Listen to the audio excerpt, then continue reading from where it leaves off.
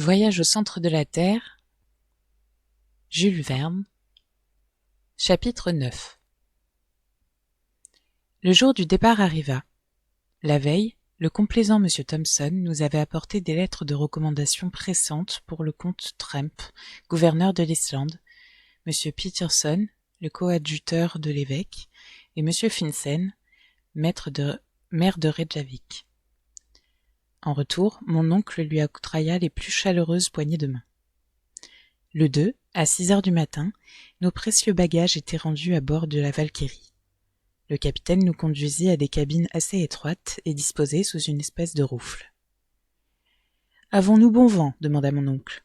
« Excellent » répondit le capitaine Bjarne. « Un vent de sud-est. Nous allons sortir du Sund, grand largue, et toute voile dehors. » Quelques instants plus tard, la goélette, sous sa misaine, sa brigantine, son humier et son perroquet, appareilla et donna la pleine toile dans le détroit.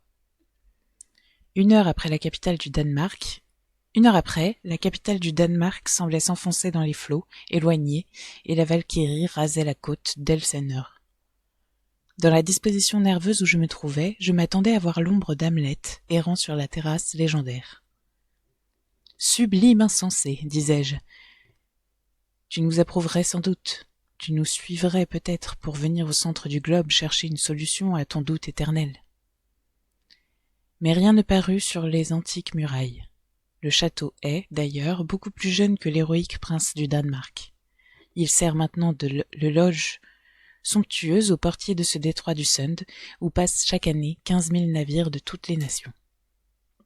Le château de Kronborg disparut bientôt dans la brume, ainsi que la tour d'Helsingborg, élevée sur la rive suédoise, et la goélette s'inclina légèrement sous les brises du Kattegat.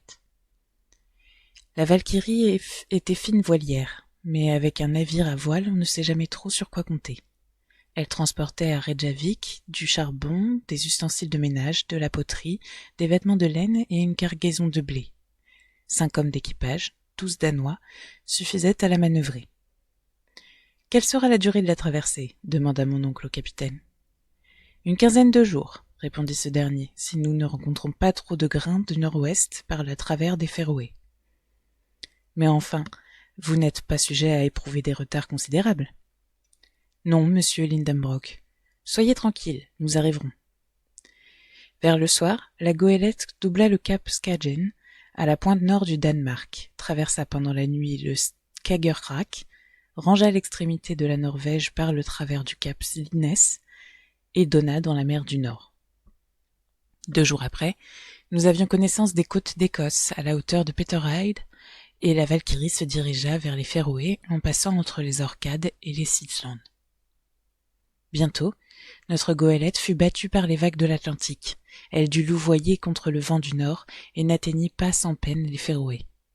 Le 3, le capitaine reconnut Myganes, la plus orientale de ces îles, et à partir de ce moment, il marcha droit au cap de Portland, situé sur la côte méridionale de l'Islande. La traversée n'offrit aucun incident remarquable. Je supportais assez bien les épreuves de la mer. Mon oncle, à son grand dépit et à sa honte plus grande encore, ne cessa pas d'être malade. Il ne put donc entreprendre le capitaine Bjarne sur la question des Sneffels, sur les moyens de communication, sur les facilités de transport. Il dut remettre ses explications à son arrivée et passa tout son temps étendu dans sa cabine, dont les cloisons craquaient par les grands coups de tangage. Il faut l'avouer, il méritait un peu son sort.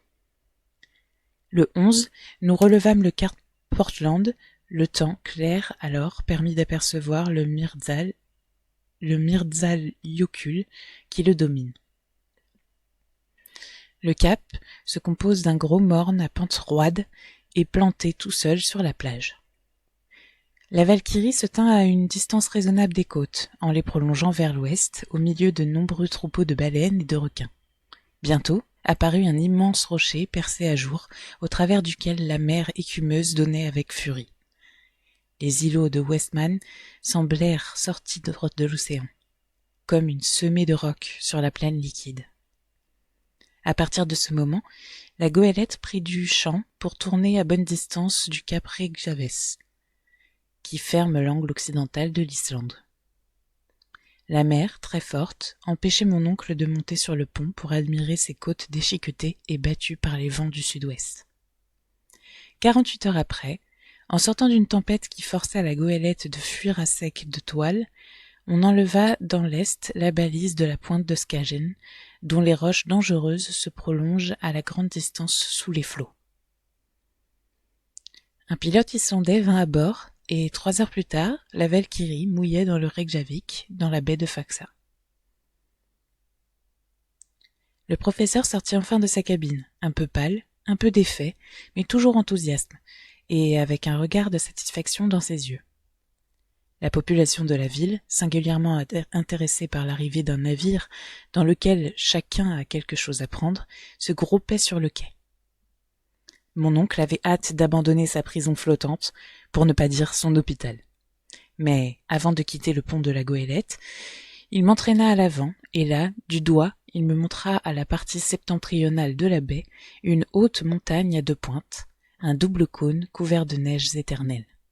« Le Sneffels !» s'écria-t-il. « Le Sneffels !» Puis, après m'avoir recommandé d'un geste le silence absolu, il descendit dans le canot qui l'attendait. Je le suivis, et bientôt nous foulions du pied le sol de l'Islande. Tout d'abord apparut un homme de bonne figure et revêtu d'un costume de général. Ce n'était cependant qu'un simple magistrat, le gouverneur de l'île, monsieur le baron Tramp, en personne. Le professeur reconnut à qui il avait affaire.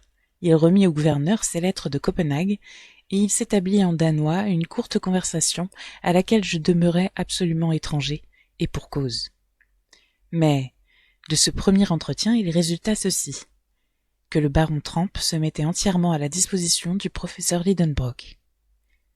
Mon oncle reçut un accueil fort aimable du maire, M. Finson, non moins militaire par le costume que le gouverneur, mais aussi pacifique par tempérament et par état.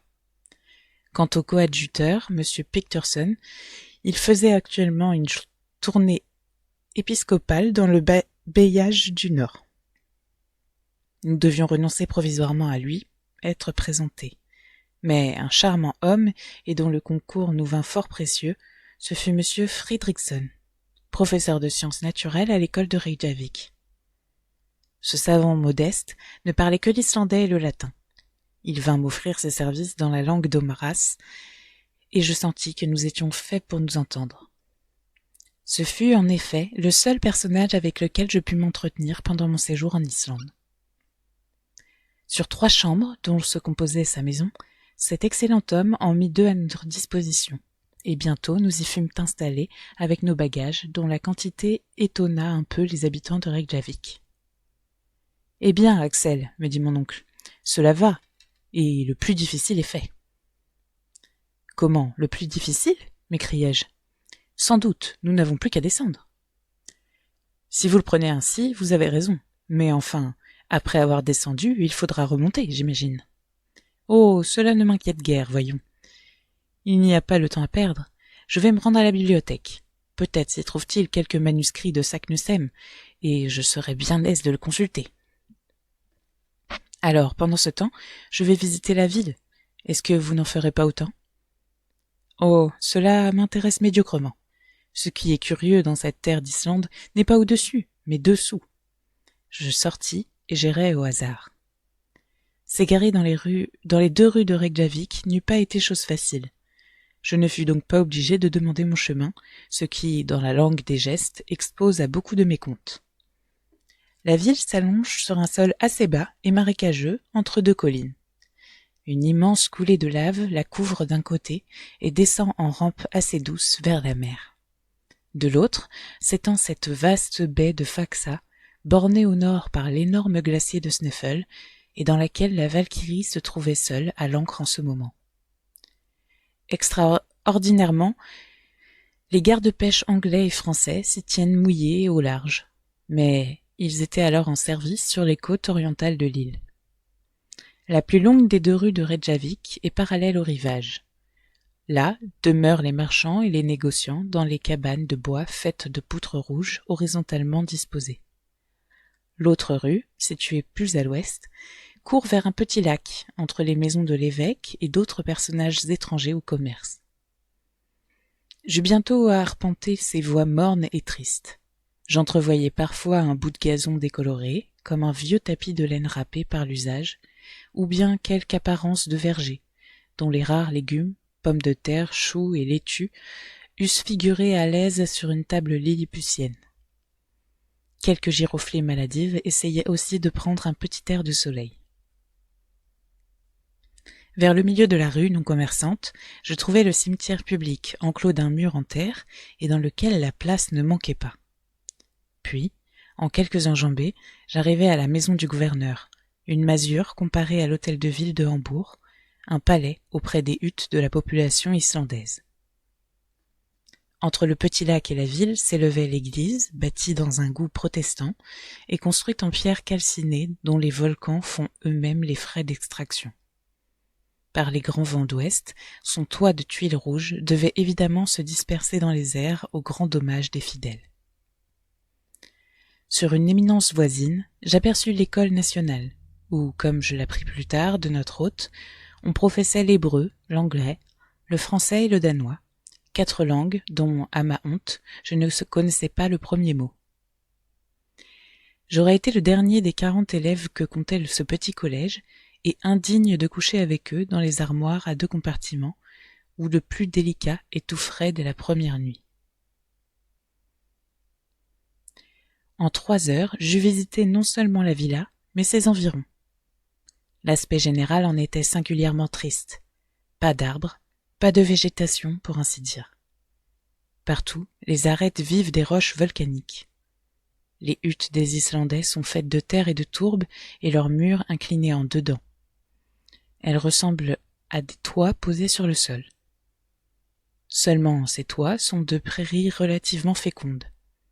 Grâce à la chaleur de l'habitation, l'herbe y pousse avec assez de perfection, et on la fauche soigneusement à l'époque de la fenaison, sans quoi les animaux domestiques viendraient paître sur ces demeures verdoyantes. Pendant mon excursion, je rencontrai peu d'habitants.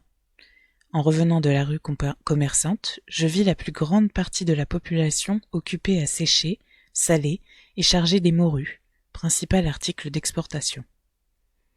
Les hommes paraissaient robustes, mais lourds, des espèces d'Allemands blonds, à l'œil pensif, qui se sentent un peu en dehors de l'humanité, pauvres exilés, relégués sur ces terres de glace dont la nature aurait bien dû faire des Esquimaux, puisqu'elle les condamnait à vivre sur la limite du cercle polaire. J'essayai en vain de surprendre un sourire sur leur visage. Ils riaient, quelquefois, par une sorte de contraction involontaire des muscles, mais ils ne souriaient jamais. Leur costume consistait en une grossière vareuse de laine noire, connue dans tous les pays scandinaves sous le nom de vadmel, un chapeau à vastes bords, un pantalon à liseré rouge et un morceau de cuir replié en manière de chaussure. Les femmes, à figure triste et résignée, d'un type assez agréable, mais sans expression, étaient vêtues d'un corsage et d'une jupe de vadmel, sombre. Filles, elles portaient sur leurs cheveux tressés en guirlande un petit bonnet de tricot brun. Mariées, elles entouraient leur tête d'un mouchoir de couleur surmonté d'un cimier de toile blanche. Après une bonne promenade, lorsque je rentrai dans la maison de M. Fridriksson, mon oncle s'y trouvait déjà en compagnie de son hôte. Chapitre 10. Le dîner était prêt. Il fut dévoré avec avidité par le professeur Lidenbrock, dont la diète forcée du bord avait changé l'estomac en un gouffre profond. Ce repas, plus danois qu'islandais, n'eut rien de remarquable en lui-même. Mais notre hôte, plus islandais que danois, me rappela les héros de l'antique hospitalité. Il me parut évident que nous étions chez lui plus que lui-même. La conversation se fit en langue indigène, que mon oncle entremêlait d'allemand et M. Fridriksson de latin, afin que je puisse la comprendre. Elle roula sur des questions scientifiques, comme il convient à des savants, mais le professeur Lidenbrock se tint sur la plus excessive réserve, et ses yeux me recommandaient à chaque phrase un silence absolu touchant à nos projets à venir. Tout d'abord, M. Fridriksson s'enquit auprès de mon oncle du résultat de ses recherches à la bibliothèque. Votre bibliothèque, s'écria ce dernier. Elle ne se compose que de livres dépareillés sur des rayons presque déserts. Comment? Répondit M. Fridriksson. Nous possédons 8000 volumes, dont beaucoup sont précieux et rares. Des ouvrages en vieille langue scandinave et toutes les nouveautés dont Copenhague nous approvisionne chaque année. Où prenez-vous ces 8000 volumes? Pour mon compte? Oh, monsieur Lidenbrock, il court le pays. On a le goût de l'étude dans notre vieille île de glace. Pas un fermier, pas un pêcheur qui ne sache lire et qui ne lise. Nous pensons que les livres, au lieu de moisir derrière une grille de fer, loin des regards curieux, sont destinés à s'user sous les yeux des lecteurs. Aussi, ces volumes passent-ils de main en main, feuilletés, lus et relus, et souvent, ils ne reviennent à leur rayon qu'après 1 an ou 2 d'absence. En attendant, reprit mon oncle avec un certain dépit, les étrangers... Que voulez-vous? Les étrangers ont chez eux leur bibliothèque, et avant tout, il faut que nos paysans s'instruisent. Je vous le répète, l'amour de l'étude est dans le sang islandais. Aussi, en 1816, nous avons fondé une société littéraire qui va bien. Des savants étrangers s'honorent d'en faire partie. Elle publie des livres destinés à l'éducation de nos compatriotes et rendent de véritables services au pays. Si vous voulez être un de nos membres, correspondant, monsieur Lidenbrock, vous nous ferez le plus grand plaisir. Mon oncle, qui appartenait déjà à une centaine de sociétés scientifiques, accepta avec une bonne grâce, dont fut touché M. Fridriksson. Maintenant, reprit celui-ci, veuillez m'indiquer les livres que vous espériez trouver à notre bibliothèque, et je pourrais peut-être vous renseigner à leur égard. Je regardai mon oncle. Il hésita à répondre. Cela touchait directement à ses projets. Cependant, après avoir réfléchi, il se décida à parler. « Monsieur Fridriksson, dit-il, je voulais savoir si, parmi les ouvrages anciens, vous possédiez ceux d'Arne Saknussemm. »« Arne Saknussemm » répondit le professeur de Reykjavik. « Vous voulez parler de ce savant du XVIe siècle, à la fois grand naturaliste, grand alchimiste et grand voyageur ? » ?»« Précisément. »« Une des gloires de la littérature et de la science islandaise ? » ?»« Comme vous dites. » Un homme illustre entre tous, je vous l'accorde, et dont l'audace égalait le génie. Je vois que vous le connaissez bien. Mon oncle nageait dans la joie à entendre parler ainsi de son héros. Il dévorait des yeux M. Fridriksson. « Eh bien, demanda-t-il, ces ouvrages ?»« Ah, ces ouvrages, nous ne les avons pas. »« Quoi ? En Islande ? » ?»« Il n'existe ni en Islande ni ailleurs. » Et pourquoi? Parce que Arne Saknussemm fut persécuté pour cause d'hérésie, et qu'en 1573, ses ouvrages furent brûlés à Copenhague par la main du bourreau. « Très bien, parfait !» s'écria mon oncle au grand scandale du professeur de sciences naturelles. « Hein ?» fit ce dernier. « Oui, tout s'explique, tout s'enchaîne, tout est clair, et je comprends pourquoi Saknussemm, mis à l'index et forcé de cacher les découvertes de son génie, a dû enfouir dans un incompréhensible cryptogramme le secret... »« Quel secret ?» demanda vivement M. Fridriksson. « Un secret dont... » répondit mon oncle en balbutiant.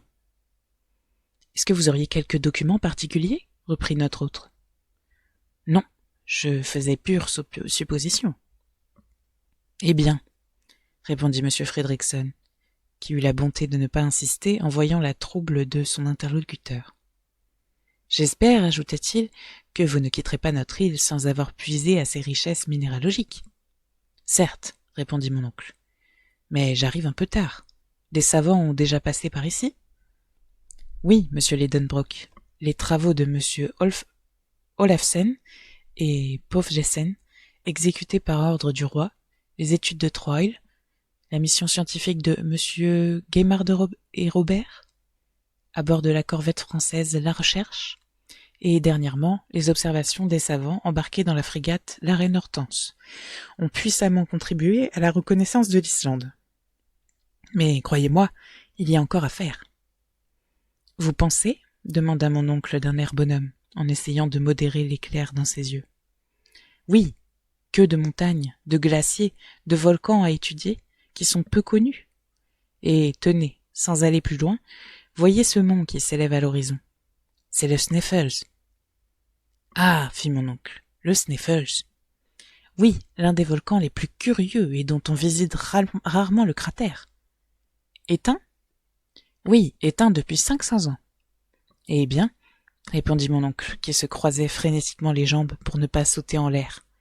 J'ai envie de commencer mes études géologiques par le Sneffels. Sneffels. Comment dites-vous? Sneffels, reprit l'excellent monsieur Fredrickson. Cette partie de la conversation avait eu lieu en latin. J'avais tout compris, et je gardais à peine mon sérieux à voir mon oncle contenir sa satisfaction qui débordait de toutes parts. Il prenait un petit air innocent qui ressemblait à la grimace d'un vieux diable. « Oui, fit-il, vos paroles me décident. Nous essaierons de gravir le Sneffels, peut-être même d'étudier son cratère. »« Je regrette bien, répondit M. Fredrickson, que mes occupations ne me permettent pas de m'absenter.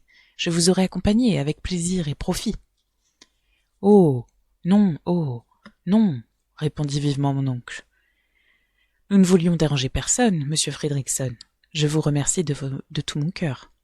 La présence d'un savant tel que vous eût été utile, mais les devoirs de votre profession... » J'aime à penser que notre hôte, dans l'innocence de son âme islandaise, ne comprit pas les grosses malices de mon oncle. « Je vous approuve fort, monsieur Lidenbrock, dit-il, de commencer par ce volcan. Vous ferez là une ample moisson d'observations curieuses. Mais dites-moi, comment comptez-vous gagner la presqu'île de Sneffels? Par mer, en traversant la baie? C'est la route la plus rapide? Sans doute, mais elle est impossible à prendre. Pourquoi? Parce que nous avons un seul canot à Reykjavik. Diable! Il faudra aller par terre, en suivant la côte. Ce sera plus long, mais plus intéressant. Bon, je verrai à me procurer un guide. J'en ai précisément un à vous offrir. Un homme sûr, intelligent? Oui, un habitant de la presqu'île. C'est un chasseur d'aideurs, fort habile et dont vous serez content. Il parle parfaitement le danois. Et quand pourrais-je le voir? Demain, si cela vous plaît. Pourquoi pas aujourd'hui? C'est qu'il n'arrive que demain. Ah, demain donc, répondit mon oncle avec un soupir. Cette importante conversation se termina quelques instants plus tard par de chaleureux remerciements du professeur allemand au professeur islandais. Prenant ce dîner, mon oncle venait d'apprendre des choses importantes, entre autres l'histoire de Saknussemm, la raison de son document mystérieux, comme quoi son hôte ne l'accompagnerait pas dans son expédition, et que dès le lendemain, un guide serait à ses ordres.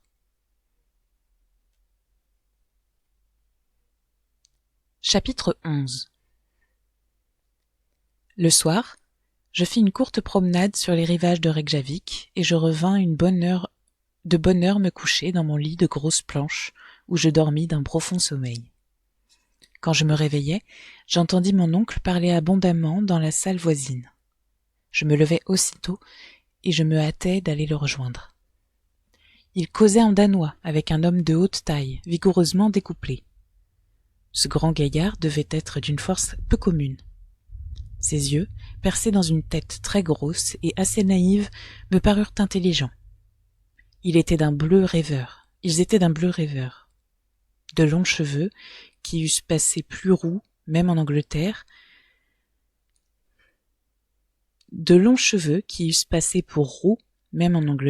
tombaient sur ses athlétiques épaules. Cet indigène avait des mouvements souples, mais il remuait peu les bras, en homme qui ignorait ou dédaignait la langue des gestes. Tout en lui révélait un tempérament d'un calme parfait, non pas indolent, mais tranquille. On sentait qu'il ne demandait rien à personne, qu'il travaillait à sa convenance, et que, dans ce monde, sa philosophie ne pouvait être ni étonnée ni troublée. Je surpris les nuances de ce caractère, à la manière dont l'Islandais écouta le verbiage passionné de son interlocuteur. Il demeurait les bras croisés, immobile, au milieu des gestes multipliés de mon oncle. Pour nier, sa tête tournait de gauche à droite. Elle s'inclinait pour affirmer, et cela si peu que ses longs cheveux bougeaient à peine. C'était l'économie d'un mouvement poussé jusqu'à l'avarice. Certes, à voir cet homme, je n'aurais jamais deviné sa profession de chasseur. Celui-là ne devait pas effrayer le gibier, à coup sûr, Mais comment pouvait-il l'atteindre? Tout s'expliqua quand M. Fridriksson m'apprit que ce tranquille personnage n'était qu'un chasseur d'aideurs, oiseau dont le duvet constitue la plus grande richesse de l'île.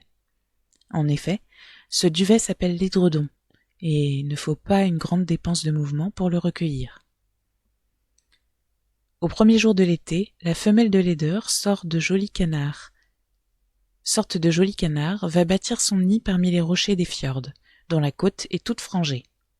Ce nid, bâti, elle le tapisse avec de fines plumes qu'elle s'arrache au ventre. Aussitôt, le chasseur, ou au mieux le négociant, arrive, prend le nid, et la femelle doit recommencer son travail. Cela dura ainsi tant qu'il lui reste quelques duvets. Quand elle s'est entièrement dépouillée, c'est au mâle de se déplumer à son tour. Seulement, comme la dépouille dure grossièrement de ce dernier n'a aucune valeur commerciale, le chasseur ne prend pas la peine de lui voler. Le nid s'achève donc. La femelle pond ses œufs, les petits éclosent, et l'année suivante, la récolte de l'édredon recommence. Or, comme laideur ne choisit pas les rocs escarpés pour y bâtir son nid, mais plutôt les roches faciles et horizontales qui vont se perdre en mer, le chasseur islandais pouvait exercer son métier sans grande agitation. C'était un fermier qui n'avait ni à semer, ni à couper la moisson, mais à la récolter seulement. Ce personnage grave, flegmatique et silencieux se nommait Hans Bjeckel. Il venait à la recommandation de M. Fridriksson. C'était notre futur guide. Ses manières contrastaient singulièrement avec celles de mon oncle. Cependant, ils s'entendirent facilement. Ni l'un ni l'autre ne regardait au prix, l'un prêt à accepter ce qu'on lui offrait, l'autre à donner ce qui lui serait demandé. Jamais marché ne fut plus facile à conclure.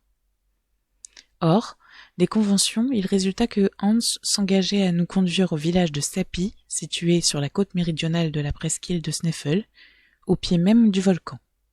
Il fallait compter par terre 22 milles environ, voyage à faire en 2 jours, suivant l'opinion de mon oncle. Mais quand il apprit qu'il s'agissait de 1000 Danois, de 24 000 pieds, il dut rabattre de son calcul et compter, vu l'insuffisance des chemins, sur 7 ou 8 jours de marche. 4 chevaux devaient être mis à sa disposition, 2 pour le porter, lui et moi, 2 pour être destinés à nos bagages. Hans, suivant son habitude, irait à pied. Il connaissait parfaitement cette partie de la côte, et il promit de prendre par le plus court. Son engagement avec mon oncle n'expirait qu'à notre arrivée à Snæpi. Il demeurait à son service pendant tout le temps nécessaire à nos excursions scientifiques, au prix de 3 riksdal par semaine. Seulement, il fut expressément convenu que cette somme serait comptée au guide chaque samedi soir, condition sine qua non de son engagement. Le départ fut fixé au 16 juin. Mon oncle voulut remettre au chasseur les arts du marché, mais celui-ci refusa d'un seul mot. « Efter », dit-il. « Après », me dit le professeur pour mon édification. Hans, le traité conclu, se retira tout d'une pièce. « Un fameux homme !» s'écria mon oncle, « mais il ne s'attend guère au merveilleux rôle que l'avenir lui réserve de jouer. » Il nous accompagne donc jusqu'au... Oui, Axel, jusqu'au centre de la Terre. 48 heures restaient encore à passer, à mon grand regret. Je dus les employer à nos préparatifs. Toute notre intelligence fut employée à disposer chaque objet de la façon la plus avantageuse. Les instruments d'un côté, les armes d'un autre, les outils dans ce paquet, les vivres dans celui-là. En tout, 4 groupes. Les instruments comprenaient petit 1, un thermomètre centigrade de Hegel gradué jusqu'à 150 degrés, ce qui me paraissait trop ou pas assez. Trop si la chaleur ambiante devait monter là, auquel cas nous serions cuits. Pas assez s'il s'agissait de mesurer la température de source ou toute autre matière en fusion. Petit 2.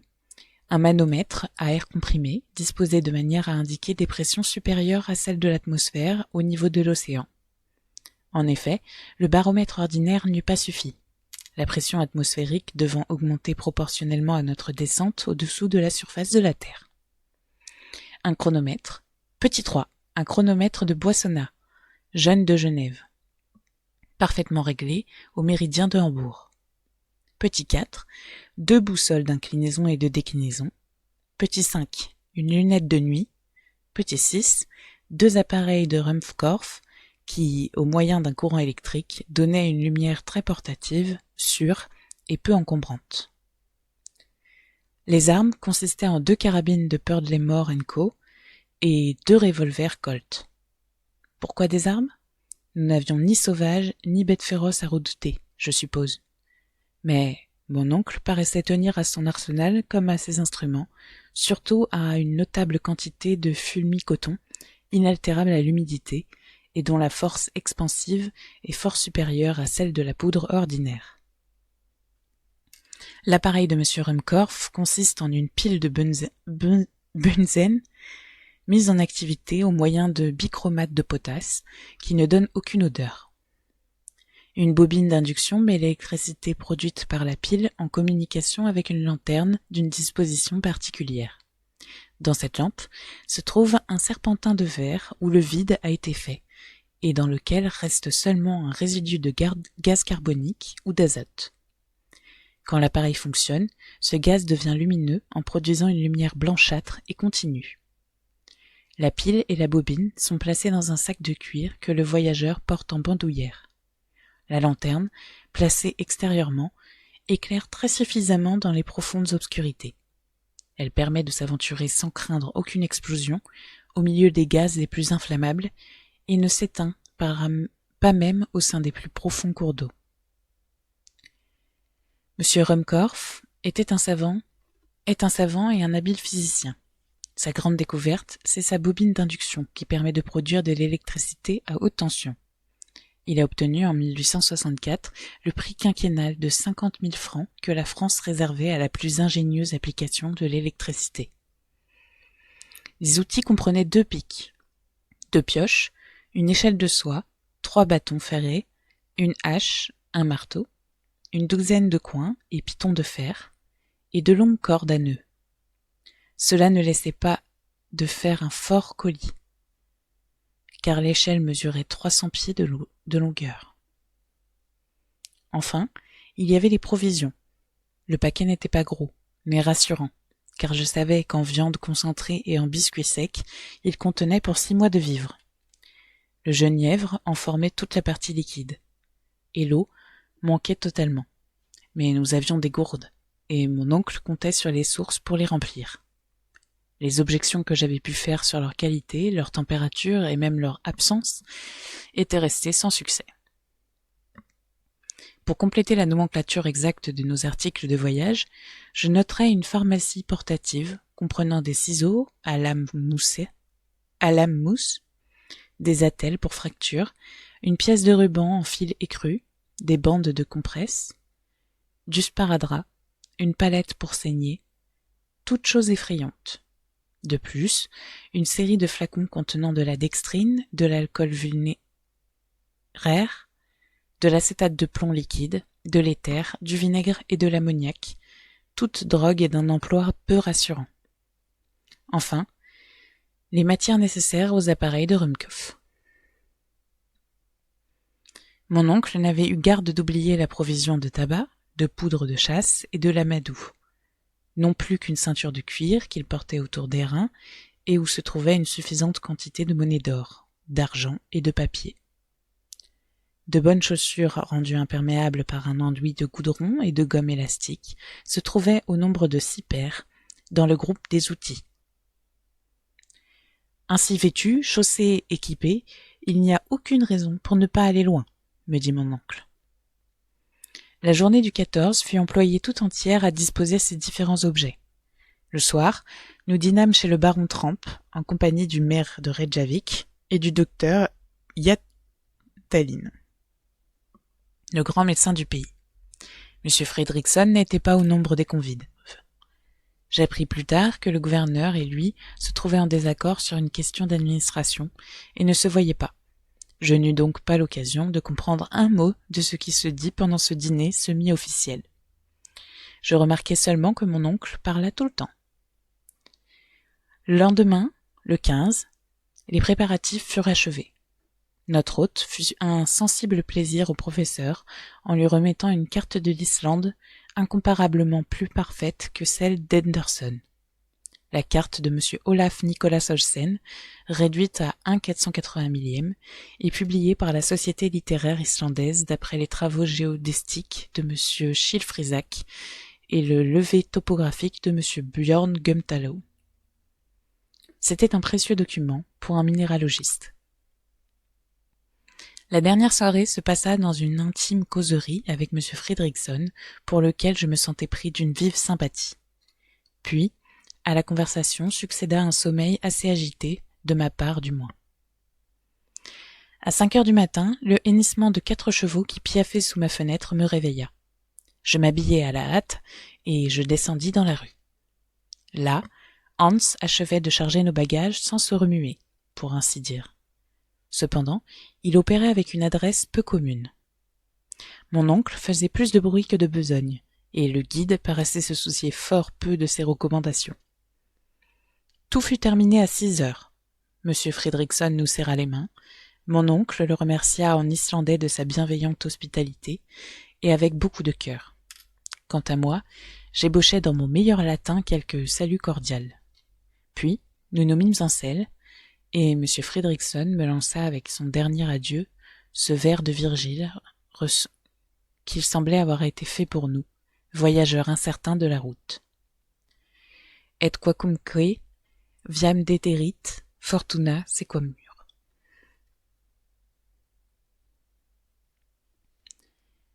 Chapitre 12. Nous étions partis par un temps couvert mais fixe. Pas de fatigante chaleur à redouter, ni de pluie désastreuse. Un temps de touriste. Le plaisir de courir à cheval à travers un pays inconnu me rendait de facile composition sur le début de l'entreprise. J'étais tout entier au bonheur de l'excursion, fait de désir et de liberté. Je commençais à prendre mon parti de l'affaire. D'ailleurs, me disais-je, qu'est-ce que je risque ? De voyager au milieu du pays le plus curieux ? De gravir une montagne fort remarquable ? Au pis-aller, de descendre au fond d'un cratère éteint. Il est bien évident que ce Saknussemm n'a pas fait autre chose. Quant à l'existence d'une galerie qui aboutisse au centre du globe, pure imagination, pure impossibilité. Donc, ce qu'il y a de bon à prendre de cette expédition, prenons-le, et sans marchander. Ce raisonnement à peine achevé, nous avions quitté Reykjavik. Hans marchait en tête d'un pas rapide, égal et continu. Les 2 chevaux chargés de nos bagages le suivaient, sans qu'il fût nécessaire de les diriger. Mon oncle et moi, nous venions ensuite, et vraiment sans faire trop mauvaise figure sur nos bêtes, petites mais vigoureuses. L'Islande était une de ces grandes îles de l'Europe. Elle mesure 1400 milles de surface et ne compte que 70 000 habitants. Que 60 000 habitants. Les géographes l'ont divisé en 4 quartiers et nous avions à traverser presque obliquement celui qui porte le nom du pays du quart de sud-ouest. Suvzerk Sundorg. Hans, en laissant Reykjavik, avait immédiatement suivi les bords de la mer. Nous traversions de maigres pâturages qui se donnaient bien du mal pour être verts. Le jaune réussissait mieux. Les sommets rugueux des masses trachytiques s'estompaient à l'horizon dans les brumes de l'Est. Par moments, quelques plages queues de neige, concentrant la lumière diffuse, resplendissaient sur le versant des cimes éloignées. Certains pics, plus hardiment dressés, trouaient les nuages gris et réapparaissaient au-dessus des vapeurs mouvantes, semblables à des écueils immergés en plein ciel. Souvent, ces chaînes de rocs arides faisaient une pointe vers la mer et mordaient sur le pâturage. Mais il restait toujours une place suffisante pour passer. Nos chevaux, d'ailleurs, choisissaient d'instinct les endroits propices, sans jamais ralentir leur marche. Mon oncle n'avait pas la même consolation d'exciter sa monture de la voix et du fouet. Il ne lui était pas permis d'être impatient. Je ne pouvais m'empêcher de sourire en le voyant si grand sur son si petit cheval, et, comme ses longues jambes rasaient le sol, il ressemblait à un centaure à 6 pieds. « Bonne bête, disait-il. Tu verras, Axel, que ce n'est pas un animal... Que pas un animal ne l'emporte en intelligence sur le cheval islandais. Neige, tempête, chemin impraticable, rochers, glaciers, rien ne l'arrête. Il est brave, il est sobre, il est sûr. Jamais un faux pas, jamais une réaction. Qu'il se présente quelques rivières, quelques fjords à traverser, et il s'en présentera, tu le verras, sans hésiter, se jeter à l'eau, comme un amphibie, et gagner le bord opposé. Mais ne le brusquons pas. Laissons-le agir, et nous ferons l'un portant l'autre nos 10 lieues par jour. Nous, sans doute, répondis-je, mais le guide. Oh, il ne m'inquiète guère. Ces gens-là, cela marche sans s'en apercevoir. Celui-ci se remue si peu qu'il ne doit pas se fatiguer. D'ailleurs, au besoin, je lui céderai ma monture. Les crampes me prendraient bientôt, si je ne me donnais pas quelques mouvements. Les bras vont bien, mais il faut songer aux jambes. Cependant, nous avancions d'un pas rapide. Le pays était déjà à peu près désert. Ça et là, une ferme isolée, quelques boers solitaires, faits de bois, de terre, de monceaux de lave, apparaissaient comme un mendiant au bord d'un chemin creux. Ces huttes délabrées avaient l'air d'implorer la charité des passants, et, pour un peu on leur eût fait aumône. Dans ce pays, les routes, les sentiers même, manquaient absolument, et la végétation, si lente qu'elle fût, avait vite fait d'effacer le pas des rares voyageurs. Pourtant, cette partie de la province, située à 2 pas de sa capitale, comptait parmi les portions habitées et cultivées de l'Islande. Qu'étaient alors les contrées plus désertes que ce désert? Un demi-mille franchi, nous n'avions pas encore rencontré ni un fermier sur la porte de sa chaumière, ni un berger sauvage paissant aux troupeaux moins sauvages que lui, seulement quelques vaches et des moutons abandonnés à eux-mêmes. Que seraient donc les régions convulsionnées, bouleversées par les phénomènes éruptifs, nés des explosions volcaniques et des commotions souterraines? Nous étions destinés à les connaître plus tard, mais en consultant la carte d'Olsen, je vis qu'on les évitait en longeant la sinueuse lisière du rivage. En effet, le grand mouvement plutonique s'était concentré surtout à l'intérieur de l'île. Là, les couches horizontales de roches superposées, appelées traps en langue scandinave, les bandes trachytiques, les éruptions de basalte et tufs et de tout le conglomérat volcanique, les coulées de lave et de porphyre, en fusion, ont fait un pays d'une surnaturelle horreur. Je ne me doutais guère alors du spectacle qui nous attendait à la presqu'île de Sneffels, où ces dégâts d'une nature fougueuse forment un formidable chaos. 2 heures après avoir quitté Reykjavik, nous arrivions au bourg de Gufun, appelé Aoarkirkja, ou l'église principale. Il n'offrait rien de remarquable, quelques maisons seulement. À peine de quoi faire un hameau de l'Allemagne. Hans s'y arrêta une demi-heure. Il partagea notre frugal déjeuner, répondit par oui et par non aux questions de mon oncle sur la nature de la route, et lorsqu'on lui demanda en quel endroit il comptait passer la nuit, « Gardar », dit-il seulement. Je consultai la carte pour savoir ce qu'était Gardar. Je vis une bourgade de ce nom sur les bords du Harvold, à 4 milles de Reykjavik. Je la montrai à mon oncle. 4 milles seulement, dit-il. 4 milles sur 22. Voilà une jolie promenade. Il voulut faire une observation au guide, qui, sans lui répondre, reprit la tête de ses chevaux et se remit en marche. 3 heures plus tard, toujours en foulant le gazon décoloré des pâturages, il fallut contourner le Collaford. Détour plus facile et moins long qu'une traversée de ce golfe.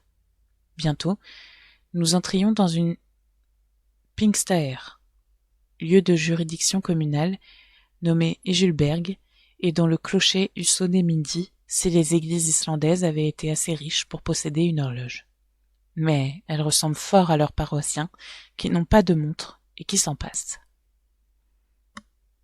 Là, les chevaux furent rafraîchis, puis, prenant par un rivage serré entre une chaîne de collines et la mer, ils nous portèrent d'une traite à Loarkirja de Brangtar, et 1 mille plus loin, à Sorboer Annexia, église annexe, située sur la rive méridionale du Alfjord. Il était alors 4 heures du soir, et nous avions franchi 4 milles. Le fjord était large en cet endroit, d'un demi-mille au moins. Les vagues déferlaient avec bruit sur les rocs aigus. Ce golfe s'évasait entre des murailles de rochers, sorte d'escarpe à pic haute de 3000 pieds, et remarquable par ses couches brunes que séparaient des lits de tuf d'une nuance rougeâtre. Quelle que fût l'intelligence de nos chevaux, je n'augurais pas bien de la traversée d'un véritable bras de mer opéré sur le dos d'un quadrupède. S'ils sont intelligents, dis-je, ils n'essayeront pas de passer. En tout cas, je me charge d'être intelligent pour eux. Mais mon oncle ne voulait pas attendre. Il piqua des deux vers le rivage. Sa monture vint flairer la dernière ondulation des vagues et s'arrêta. Mon oncle, qui avait son instinct à lui, la pressa d'avancer. Nouveau refus de l'animal, qui secoua la tête. Alors, jurons et coups de fouet, mais ruades de la bête, qui commença à désarçonner son cavalier. Enfin, le petit cheval ployant ses jarrets, se retira des jambes du professeur et le laissa tout droit planté sur 2 pierres du rivage, comme le colosse de Rhodes. « Ah, maudit animal !» s'écria le cavalier, subitement transformé en piéton et honteux, comme un officier de cavalerie qui passerait fantassin. « Farja !» fit le guide en lui touchant l'épaule. « Quoi, un bac ?»« Der !» répondit Hans en montrant un bateau. « Oui, m'écriai-je, il y a un bac. »« Il fallait le dire. Eh bien, en route !»« Tidvaten » reprit le guide.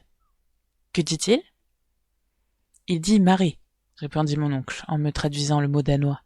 « Sans doute, il faut attendre la marée. »« Forbida ?» demanda mon oncle. « Ya !» répondit Hans. Mon oncle frappa du pied, tandis que les chevaux se dirigeaient vers le bac.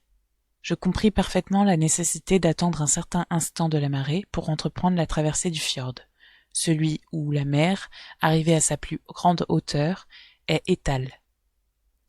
Alors, le flux et le reflux n'ont aucune action sur le bac, et celui-ci ne risque pas d'être entraîné soit au fond du golfe, soit en plein océan. L'instant favorable n'arriva qu'à 6 heures du soir. Mon oncle, moi, le guide, 2 passeurs et 4 chevaux, nous avions pris place dans une sorte de barque plate assez fragile. Habitué que j'étais au bac à vapeur de l'Elbe, je trouvais les rames des bateliers un triste engin mécanique. Il fallut plus d'1 heure pour traverser le fjord, mais enfin, le passage se fit sans accident. Une demi-heure après, nous atteignions l'Aulkirja de Gadjar.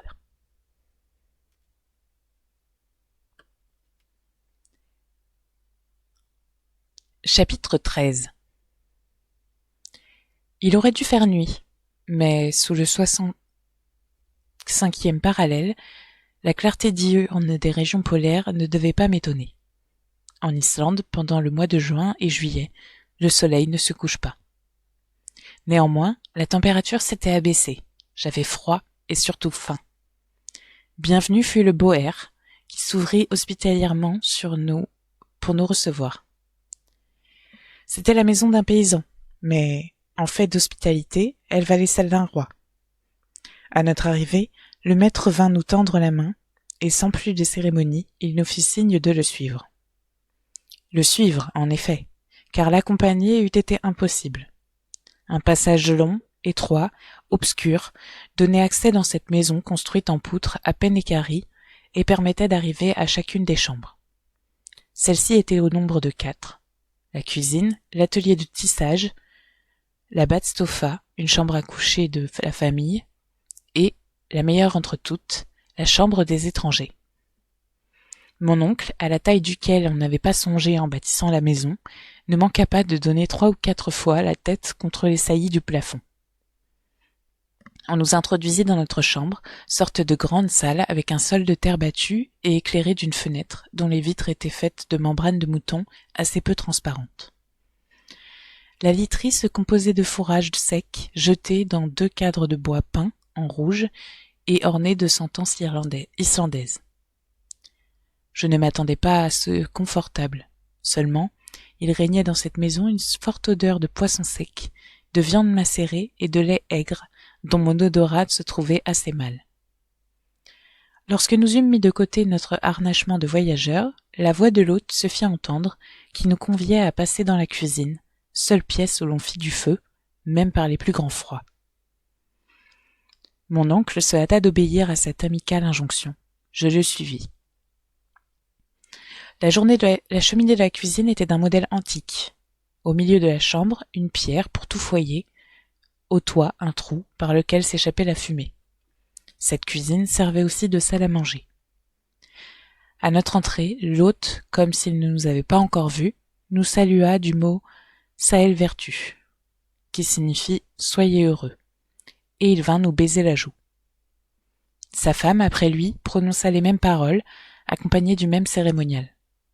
Puis, les deux époux, plaçant la main droite sur leur cœur, s'inclinèrent profondément. Je me hâte de dire que l'Islandaise était mère de 19 enfants, tous grands et petits, grouillant pêle-mêle au milieu de ce volute de fumée dont le foyer remplissait la chambre. À chaque instant, j'apercevais une petite tête blonde et un peu mélancolique sortir de ce brouillard. On eût dit une guirlande d'anges insuffisamment débarbouillée. Mon oncle et moi nous fîmes très bon accueil à cette couvée, et bientôt, il y eut 3 ou 4 de ces marmots sur nos épaules, autant sur nos genoux et le reste entre nos jambes. Ceux qui parlaient répétaient « Saelvertu » dans tous les tons inimaginables. Ceux qui ne parlaient pas n'en criaient que mieux. Ce concert fut interrompu par l'annonce du repas. En ce moment rentra le chasseur qui venait de pourvoir à la nourriture des chevaux, c'est-à-dire qu'il les avait économiquement lâchés à travers les champs. Les pauvres bêtes devaient se contenter de brouter la mousse rare des rochers, quelques fucus peu nourrissants, et le lendemain, elles ne manqueraient pas de venir d'elles-mêmes reprendre le travail de la veille. « Saelvertu » fit Hans en rentrant. Puis, tranquillement, automatiquement, sans qu'un baiser fût plus accentué que l'autre, il embrassa l'hôte, l'hôtesse et leurs 19 enfants. La cérémonie terminée, on se mit à table au nombre de 24, et par conséquent les uns sur les autres, dans le véritable sens de l'expression. Les plus favorisés n'avaient que quelques marmots sur les genoux. Cependant, le silence se fit dans ce petit monde à l'arrivée de la soupe, et la taciturnité naturelle, même aux gamins islandais, reprit son empire. L'hôte nous servit une soupe au lichen et point désagréable, puis une énorme portion de poisson sec nageant dans du beurre aigri depuis 20 ans, et par conséquent bien préférable au beurre frais, d'après les idées gastronomiques de l'Islande. Il y avait avec cela du skyr, sorte de lait caillé accompagné de biscuits et relevé par du jus de baie de genièvre. Enfin, pour boisson, du petit lait, même mêlé d'eau, nommé blanda dans le pays. Si cette singulière nourriture était bonne ou non, c'était ce dont je ne pus juger. J'avais faim, et au dessert, j'avalais jusqu'à la dernière bouchée d'une épaisse bouillie de sarrasin. Le repas terminé, les enfants disparurent. Les grandes personnes entourèrent le foyer où brûlaient de la tourbe, des bruyères, du fumier de vache et des os de poisson desséchés. Puis, après cette prise de chaleur, les divers groupes regagnèrent leurs chambres respectives. L'hôtesse offrit de nous retirer, suivant la coutume, nos bas et nos pantalons. Mais, sur un refus des plus gracieux de notre part, elle n'insista pas, et je pus enfin me blottir dans ma couche de fourrage. Le lendemain à 5 heures, nous faisions nos adieux aux paysans islandais. Mon oncle eut beaucoup de peine à lui faire accepter une rémunération convenable, et Hans donna le signal du départ. À 100 pas de Gardar, le terrain commença à changer d'aspect. Le sol devint marécageux et moins favorable à la marche. Sur la ligne droite, la série de montagnes se prolongeait indéfiniment comme un immense système de fortification naturelle dont nous suivions la contrescarpe. Souvent, des ruisseaux se présentaient à franchir, qu'il fallait nécessairement passer à gué et sans trop mouiller les bagages. Le désert se faisait de plus en plus profond. Quelquefois, cependant, une ombre humaine semblait fuir au loin. Si les détours de la route nous rapprochaient inopinément de l'un de ces spectres, j'éprouvais un dégoût soudain à la vue d'une tête gonflée, à peau luisante, dépourvue de cheveux et de plaies repoussantes, que trahissaient les déchireurs de misérables haillons. La malheureuse créature ne venait pas tendre sa main déformée. Elle se sauvait, au contraire, mais pas si vite que Hans ne l'eût salué du saellvertu habituel. « Spettelsk » disait-il. « Un lépreux » répétait mon oncle, et ce mot seul produisait un effet répulsif. Cette horrible affection de la lèpre était assez commune en Islande. Elle n'est pas contagieuse, mais héréditaire. Aussi, le mariage est-il interdit à ces misérables. Ces apparitions n'étaient pas de nature à égayer le paysage, qui devenait profondément triste. Les dernières touffes d'herbe venaient mourir sous nos pieds. Pas un arbre, si ce n'est quelques bouquets de bouleaux, semblables à des broussailles. Pas un animal, sinon quelques chevaux de ceux que le maître ne pouvait nourrir, et qui erraient sur les mornes plaines. Parfois, un faucon planait dans les nuages gris et s'enfuyait à tire-d'aile vers les contrées du sud. Je me laissais aller à la mélancolie de cette nature sauvage, et mes souvenirs me ramenaient à mon pays natal. Il fallut bientôt traverser plusieurs petits fjords sans importance, et enfin un véritable golfe. La marée, étale alors, nous permit de passer sans attendre et de gagner le hameau d'Alfenæs, situé 1 mille au-delà. Le soir, après avoir coupé à gué 2 rives riches en truites et en brochets, l'Alpha et l'Eta, nous fûmes obligés de passer la nuit dans une masure abandonnée, digne d'être hantée par tous les lutins de la mythologie scandinave. À coup sûr, le génie du froid y avait élu domicile et fit des siennes pendant toute la nuit. La journée suivante ne présenta aucun incident particulier. Toujours même sol marécageux, même uniformité, même physionomie triste. Le soir, nous avions franchi la moitié de la distance à parcourir et nous couchions à l'Annexia de Krobos. Le 19 juin, pendant 1 mille environ, un terrain de lave s'étendit sous nos pieds. Cette disposition du sol était appelée Ankre dans le pays. La lave ridée et la surface affectaient des formes de câbles, tantôt allongés, tantôt roulés sur eux-mêmes. Une immense coulée descendait des montagnes voisines, volcan actuellement éteint, mais dont ces débris attestaient la violence passée. Cependant, quelques fumées de sources chaudes rampaient çà et là. Le temps nous manquait pour observer ces phénomènes. Il fallait marcher. Bientôt, le sol marécageux reparut sous nos pieds et nous montûmes. De petits lacs s'entrecoupaient. Notre direction était alors à l'ouest. Nous avions en effet tourné la grande baie de Faxa et la double cime blanche du Sneffels se dressait dans les nuages à au moins 5 milles. Les chevaux marchaient bien, les difficultés du sol ne les arrêtaient pas. Pour mon compte, je commençais à devenir très fatigué. Mon oncle demeurait ferme et droit comme au premier jour. Je ne pouvais m'empêcher de l'admirer à l'égal du chasseur qui regardait cette expédition comme une simple promenade. Le samedi 20 juin, à 6 heures du soir, nous atteignions Budir, bourgade située sur le bord de mer, et le guide nous réclamait sa paye convenue. Mon oncle régla avec lui. Ce fut la famille même de Hans, c'est-à-dire ses oncles et cousins germains, qui nous offrit l'hospitalité. Nous fûmes bien reçus, et sans abuser des bontés de ces braves gens, je me serais volontiers refait chez eux des fatigues du voyage. Mais mon oncle, qui n'avait rien à refaire, ne l'entendait pas ainsi, et le lendemain, il fallut enfourcher de nouveau nos bonnes bêtes. Le sol se ressentait du voisinage de la montagne, dont nos racines de granit sortaient de la terre, comme celles d'un vieux chêne. Nous contournions l'immense base du volcan. Le professeur ne le perdait pas des yeux. Il gesticulait, il semblait le prendre au défi et dire « Voilà donc le géant que je vais dompter !» Enfin, après 24 heures de marche, les chevaux s'arrêtèrent d'eux-mêmes à la porte du presbytère de Stapi.